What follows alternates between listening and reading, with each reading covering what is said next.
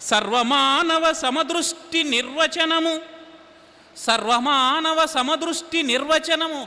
సర్వమానవ సమానత్వం అనేది పుస్తకాలకు, గోడలకు, నినాదాలకు పరిమితమైపోయినటువంటి ఈ కాలంలో ఎవరైనా దాన్ని చూడాలి అని అనుకుంటే, దాని నిర్వచనం చూడాలనుకుంటే, సర్వమానవ సమదృష్టి నిర్వచనము కన్నులారగ ఎవ్వడు కాంచనెంచు వాని గమ్యమ్ము సద్గురు పాదపీఠము.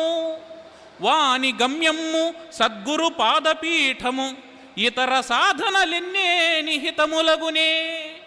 ఈ సమదృష్టి రాకుండా ఎన్ని సాధనలు చేసినా అవి నిష్ఫలములే గాని ఫలవంతములు కావు.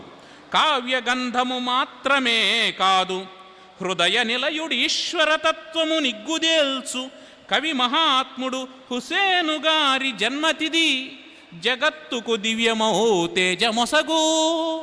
ఒకవైపు కావ్యగంధాన్ని, మరొక వైపు ఆధ్యాత్మిక పరిమళాన్ని జగత్తునంతా వ్యాప్తి చేసినటువంటి హుసేన్ షా గారి జన్మతిథి ఈ ప్రపంచానికంతా పర్వదినమై ఇతోధికమైనటువంటి లౌకికమైనటువంటి సంపదలు కాకుండా ఆధ్యాత్మిక సంపదలను ఇచ్చేటువంటి పుణ్యతిథిగా భావన చేస్తూ ఉన్నాం.